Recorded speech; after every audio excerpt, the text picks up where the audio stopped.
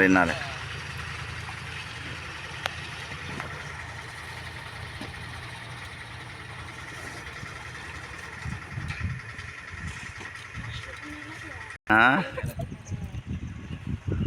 అబ్బా, దేశంలో సగం ఒక గొర్రె పిల్ల తప్పించుకోపోయిన గొర్రె పిల్ల ఎటు వస్తాడు. గుంపలు చేరు నాన్న తీరుతుందన్నా. బా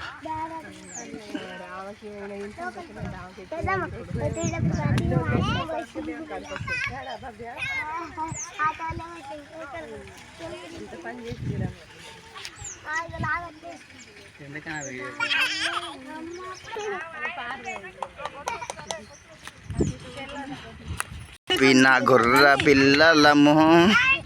బా అందం వచ్చిందిరా. మీ అందరూ ఒకసారి దిగిపోయి ఉన్న అందం పోతుందిరా.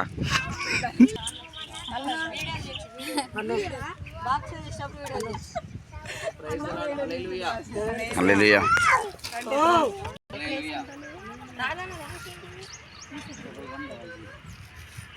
చదవండి.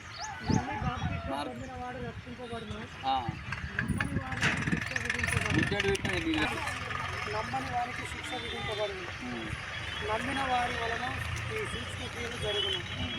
ఏదైనా నా నామమున దయ్యమును వెళ్ళగొట్టెదరు, కొత్త భాషను మాట్లాడదురు, ప్రాణమును ఎత్తి పట్టుకుందరు, మరణకరమైనది దేనిని త్రాగినను అది వారికి హాని చేయదు. వారికి శిక్ష విధింపబడుతుంది. నమ్మినటువంటి మనకు ఏం కలుగుతుందంటే రక్షణ కలుగుతుంది. ఎలాంటి రక్షణ అంటే అపోస్తుల కార్యాలు 2వ అధ్యాయం 38వ వచనంలో ఒక మంచి మాట రాయబడింది కదా. అపోస్తుల కార్యాలు 2వ అధ్యాయం, మీరు మారుమనసు బాప్తిస్మం పొందుడి, అప్పుడు మీరు పరిశుద్ధాత్మ వరము పొందుదురు. మనం ఒప్పుకోవడం వల్ల మన క్షమాపణ కలుగుతుంది. పాపాలు క్షమించబడినప్పుడు మనకి ఏమొస్తుంది అంటే పరిశుద్ధాత్మ మనలను యోహాను సువార్త 17వ అధ్యాయంలో 4వ వచనం 8వ వచనం అనుకుంటా నడిపించును అంటారు. ఎక్కడ నడిపిస్తాడు? పరిశుద్ధాత్మ దేవుడు మనకు బోధిస్తాడు. లోకంలో మనం అపరిశుద్ధంగా అపవిత్రంగా ఎప్పుడైతే మన కొరకు చనిపోయి మనం ఒప్పుకుంటామో, ఆయన నమ్ముతామో, ఆ కాడి మన మీద లేకుండా యేసుక్రీస్తు మరణము చేత విరగొట్టబడినటువంటి ఆ కాడి, ఆ యొక్క బలము మన జీవితంలోనికి వస్తుందన్నమాట. కాబట్టి యేసుక్రీస్తుని నమ్మడం ద్వారా మనకి ఏం కలుగుతుందంటే పాపం అనే కాడి విరగొట్టబడుతుంది. మనకు రక్షణ అనేటువంటి వస్త్రము దేవుని చేత తొడగబడుతుంది. రక్షణ మహిమను మనం పొందడం నమ్మడం వల్ల. నమ్మినటువంటి వారి వలన సూచక్రియలు జరుగుతాయి. ఎలాంటి సూచక్రియలు జరుగుతాయట? దయ్యాలు పోతాయట, భూతాలు పోతాయట.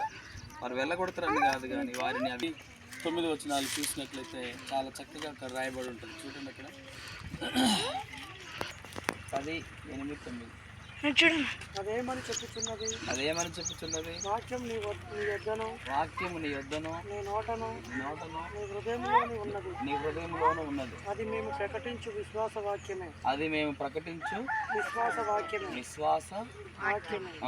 అదేమనగా యేసు ప్రభు అని నీ నోటితో ఒప్పుకొని దేవుడు మృతులలో నుండి ఆయన లేపనని నీ హృదయం ముందు విశ్వసించిన ఎడల నీవు రక్షించబడుతుంది.